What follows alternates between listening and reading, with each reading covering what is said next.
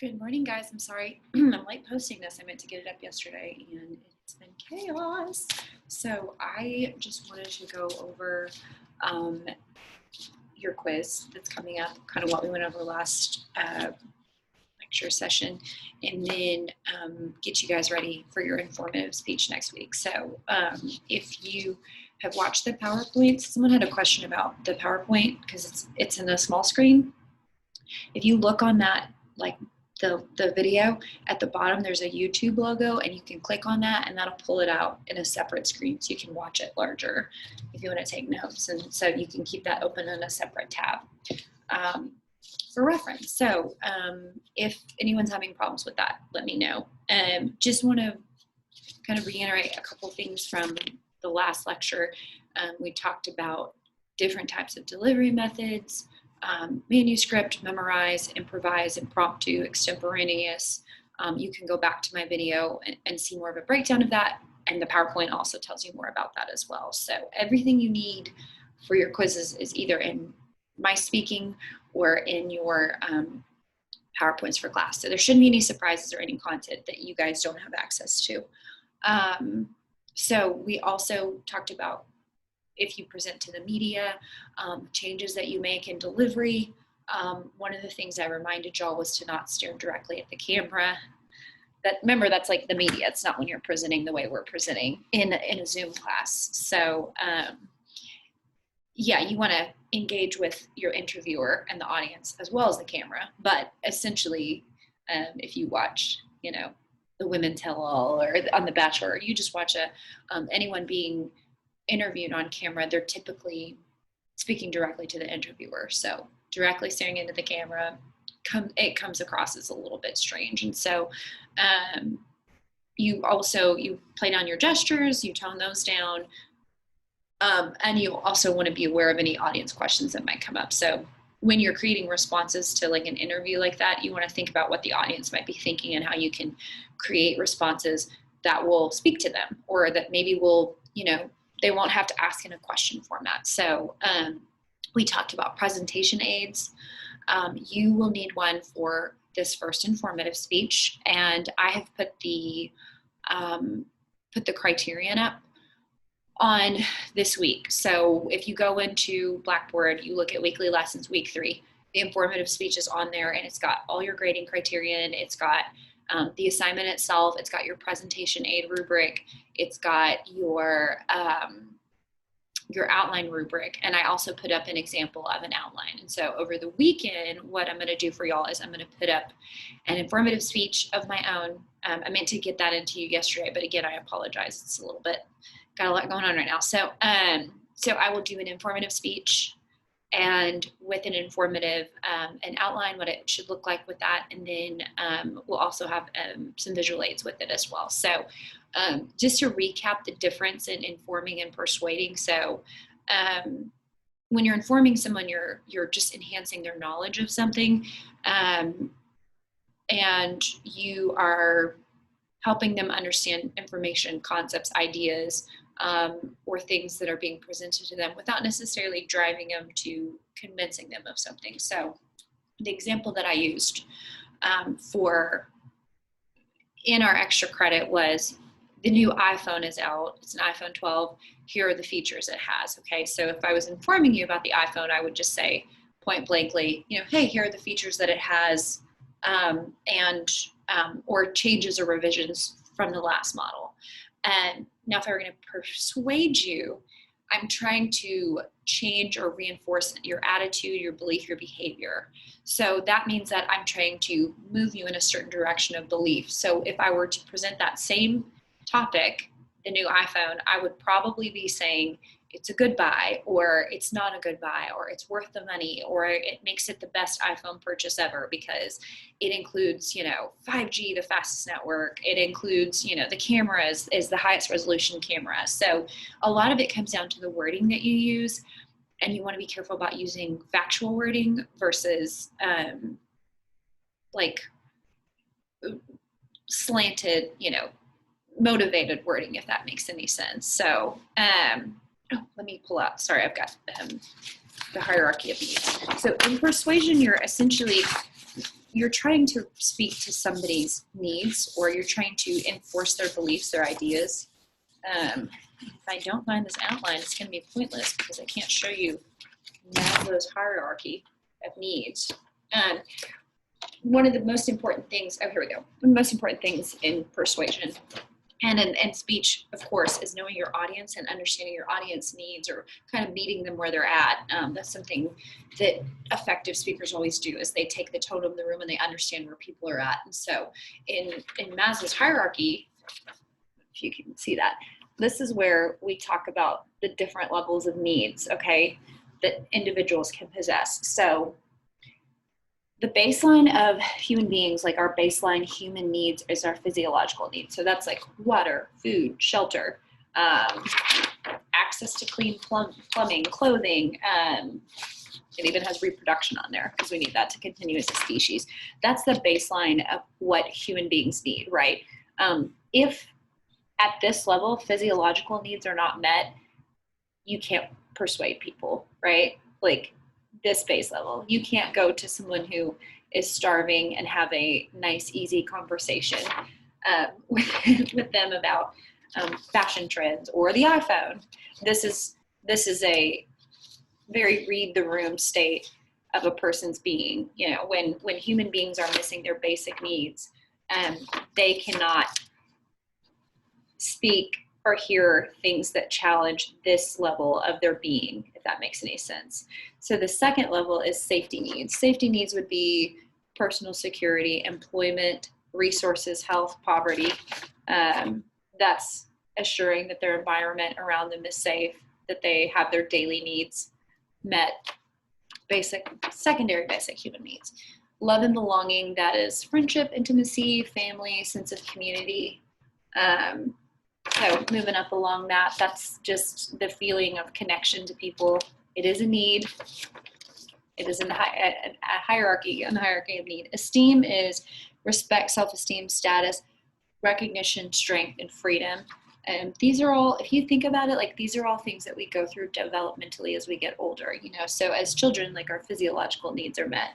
And then we move through, you know, our parents provide safety needs. Love and belonging is something we learn in school. And then esteem is something as we're adolescents, as we get older, we start to really develop. And self-actualization is like the fullest form of a need. It is like the ultimate possession of an individual is the desire to become the most that one can be. So to be your most self. But you cannot arrive at self-actualization. You cannot arrive possessing esteem without love, safety, physiological. So in the spectrum of your audience, you have to think about how, if this is being challenged, you can't speak to them about something that is on this level. If that makes sense. You know, if physiologically people are not being, their needs aren't being met, they don't have access to clean water, then you telling them that possessing a new iPhone is going to give them better pictures and allow them to post better photos on the internet up in here, it's not gonna resonate with them. So you always want to think about, from your audience perspective, how are all of their needs being met, or where are their shortcomings coming, or where are they resting, if that makes any sense. And how are you going to, in your wording, in your persuasion, how are you going to speak to meeting that need through what they're missing, essentially. So that is on your PowerPoint for chapter 13 as well. So you can look at it up close, and I'll actually post a hierarchy of needs so you can get a look at it and kind of check it out right there. Okay. A couple of things when you are presenting, this is on any informative or persuasive like presentation, you have to adapt to your audience. So you have to know, sorry guys, I'm getting some text in here really quick, apologize. So you have to adapt to your audience, meet them where they're at. That's where this comes in, like meeting your audience and getting on their level where you know where they're at. You have to have conclusions and tie things up and explain how you got to those conclusions, and then give solutions. So in a persuasive presentation, you're providing a solution to a need for something. And so in persuasion, it's best to start with the problem, create a solution, because people love to have a nice, clean answer, right? And they love to be provided a solution to something. So, okay, a couple more things. We talk about briefings in this chapter, and that's also on your PowerPoint. And a briefing is just a short talk that provides information to the audience. We're doing a lot of briefings right now in politics. That's like what Kayleigh McEnally does every day. She would do for the White House. She comes out, she gives like a short, overview of what's going on with the White House and things that they're covering. Or that's even something like Tim Cook would do. He would give a briefing over the new Apple phone, the new features. So it's just a quick short talk over what's happening, the most recent steps. So if you are going to be persuading people from a morality standpoint, you have to establish your credibility. You have to use evidence and reasoning, and that's where using resources and sources that are notable. You can't just say, I found it off Wikipedia, or, my cousin posted this on Facebook. Not saying your cousin isn't brilliant and that that they didn't make a great point on Facebook, but they're not a credible source necessarily. Now, if you say, my cousin, who is a scientist at NASA, that's establishing credibility. You have to do that in order to make sure that the points that you're bringing are effective. So using evidence and reasoning, that's why we use sources outside of our own perspective. We use resources, or we use, we go to the library, we check out like different sources. You guys have it made because you have the internet. When I was in high school, I know this is aging me, we didn't have the internet. So I had to go to the library and hand read books. Okay. So you guys have all of these scholarly texts and articles and journals and things right at your fingertips. You can find them in a moment's notice to back your argument. And so it should not be a problem for you to find evidence to support your claim. And that's another thing I told you guys to watch the Social Dilemma. You can kind of support your claim with anything these days. There's access to any type of information you want on the internet to support what you're saying. And the last thing is you need to organize your message effectively. So you have to make sure that in your message, you're not creating these unsound, irrational arguments, or you're not creating these extreme claims. Like, it has to be logical, pragmatic, orderly, and have a process that makes sense to your audience. So, a couple of different types of arguments they're called fallacies, which are things that people sometimes do when they're presenting, trying to persuade or using presentations. These are interesting because if you think about in a courtroom, what someone might object to, these are some of the arguments that an attorney might use and why someone might object to them, because they're considered unethical or irrational because something is not being presented as fact, right? So if you think about if the attorney were to say, something based on feeling or hunches, or I'll go through and create a couple of these, but basically these are all arguments that could be used, but without having a backing as a fact or a source, they're just thoughts and hunches. And so the problem with that is you can't create a link where something doesn't exist. So you can't just, in an effective persuasive presentation, you can't just say, because I feel this way, or because I believe this way, or I think it should be this way, or you have to create facts, create information based on reasoning and logic, and have facts presented to you. So there's a lot of problems with facts in our culture. Sound reasoning and logic. If anyone wants to talk to me about that, like off of the blackboard, please hit me up. So the types of fallacies that you can have that would disregard your argument, like your persuasive argument, would be a casual fallacy. So that's just an inappropriate connection between two things. And the book uses the example,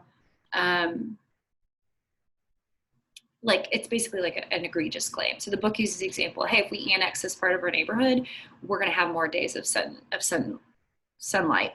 So there's no connection, like no distinction between those two. Bandwagon is when you say that if a group of people are doing something, then it must be correct or it must be accurate. And that doesn't, remember, there has to be no connection to logic in this. So it can't mean like, hey, if members of a certain validated group of individuals who have have authority or doing something is correct, it means there's no tie between what a group of people are doing and whether it's logical or right. So the book says like, hey, everyone knows this product is defective. Well, that may not be true. The manufacturers may not think the product is defective. It may be being used incorrectly, or there may be a small glitch that just needs to be fixed. But it doesn't mean that there's any validity to everyone or all, or, blanket statement. It's very dangerous to use in persuasive speaking, to use any, all, every. Those are words you don't want to use in persuasive speaking, okay? Especially if you look at the country the way it is right now, like we're split down the middle. So try to avoid any, all, every in your persuasive speaking, and never assume everyone knows something, or anyone knows this, or every person, or all of us blankety blankety, unless it is very basic physiological safety, right? Unless it is everyone needs clean drinking water. That is true. You have to be careful with those statements because they don't actually always apply. So there's also a hasty generalization, which is where you just jump to a conclusion too quickly. And they use the example of, they use the example of a cashier giving you incorrect change. And then that means that, let's say your Walmart cashier gives you incorrect change. That means that Walmart's trying to cheat their customers when it was really just a obscure mishappening. There's a personal attack, which comes down to attacking someone's character directly versus the actual like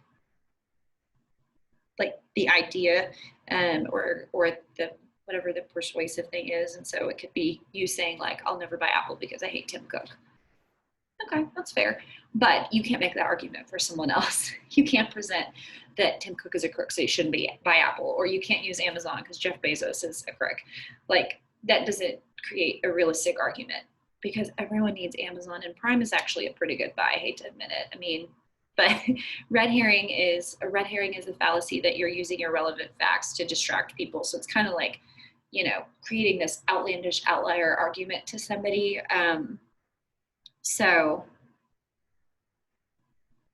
what they say is that somebody who gets, like, if a congressman was got in trouble for misappropriating funds, and they deflect that back to somebody else because of their inappropriate sexual behavior, like, that's a red herring, because it's like, that has nothing to do with this. Like, stick to what we're saying, stick to the facts of what we're talking about, stay on message. Man, do they do this in the government and in the news? do we get distracted and create red herrings all the time? You guys are watching it right now, probably unfold with the election. Like, there's a lot of this bringing up kind of outlier stuff that's happening that is disconjointed, misinformed, incorrect. So just be on the lookout and listen to that, because it's really informative, not in the way that not in the way I'm talking about presentations, but it is informative whether something is a logical, valid argument. If the response is that it has nothing to do with what we're talking about, it's not a logical argument, and it doesn't answer the question, and it doesn't create a resolution. So that's an invalid argument, and it would be tossed out in a court normally.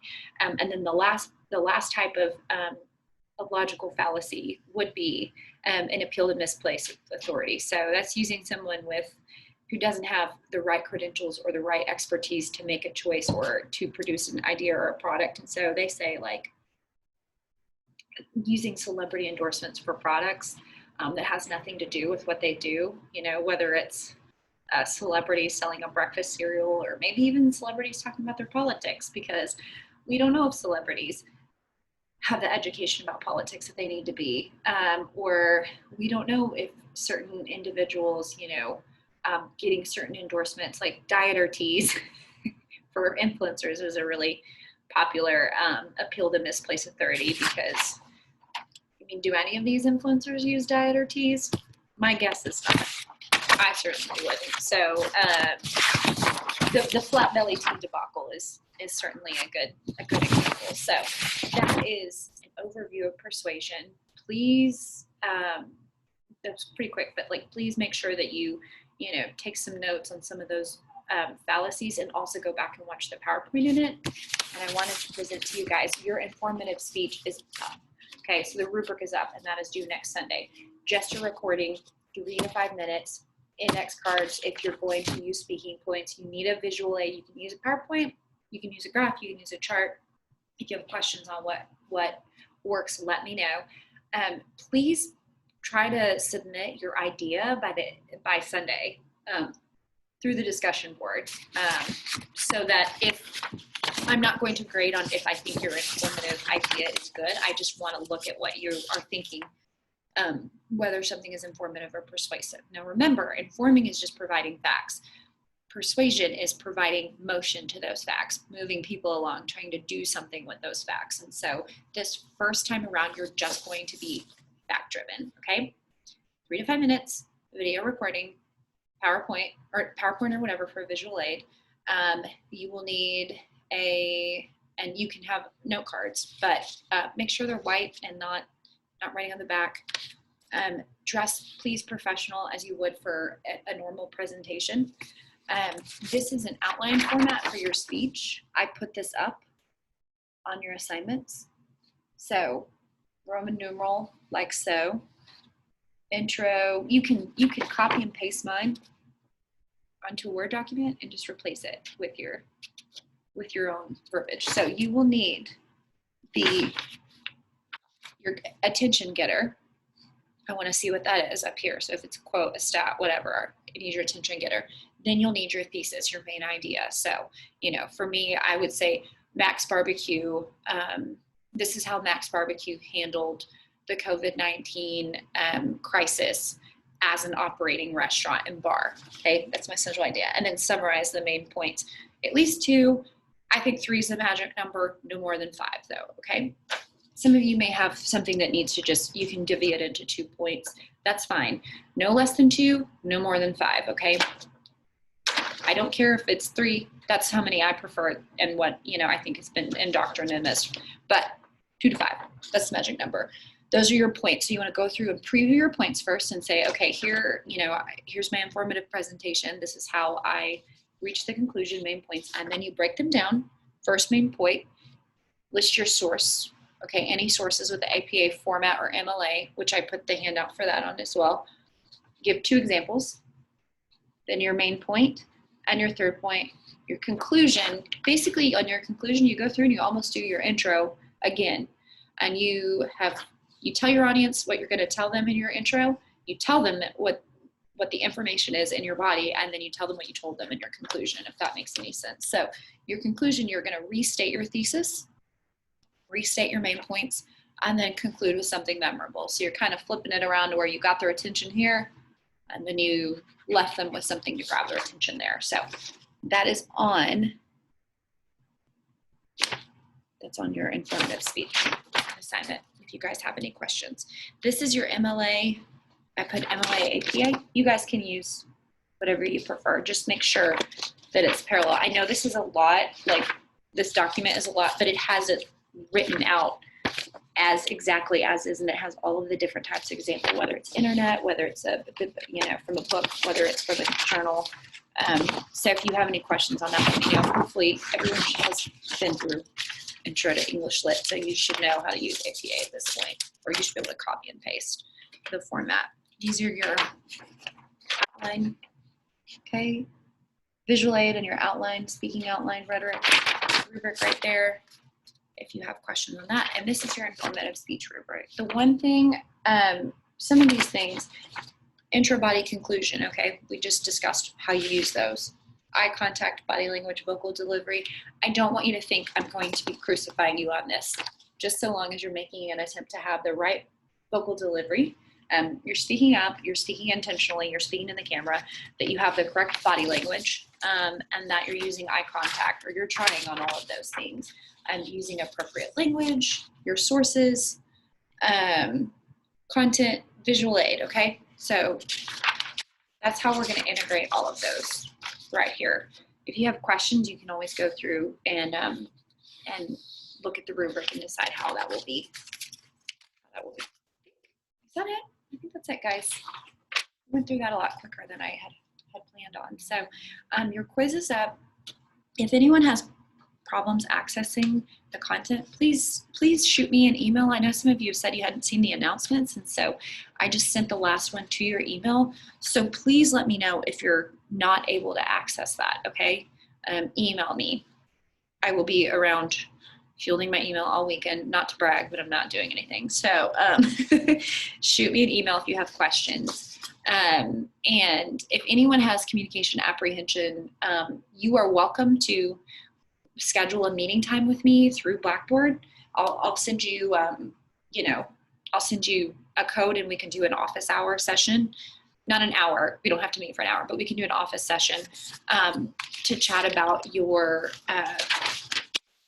informative presentation. I would encourage you to schedule that sometime next week before we go to the midterm and before we do our informative presentation. So next week I'm going to have regular Blackboard sessions on Tuesday at noon and Thursday at 5:30. All we're doing next week is working on midterm. You have all of the information out by now. You have all the chapters. You got 1, 2, you got 5, 11, you got 12, you got 13. Okay, that's it. That's all the content that's going into your midterm. Everything that is going to exist in your midterm has existed in your PowerPoint or in my speaking presentation. So there shouldn't be any surprises in any of that. But if you have questions, email me. I would love to chat with each of you in an office session and see where you're at and see where you're headed with your informative speech. So you can email me and request that, and we'll set something aside next week to get you set up for your speech, because I know this format's really different with a speech class. So would love to just meet you each one-on-one if you have the chance. So everybody have a blessed weekend. Have a happy Friday. I hope that everyone is staying safe, and happy election week to you guys. I hope it's over soon, and I hope that if you have questions, you will reach out to me. So be blessed. Have a good weekend.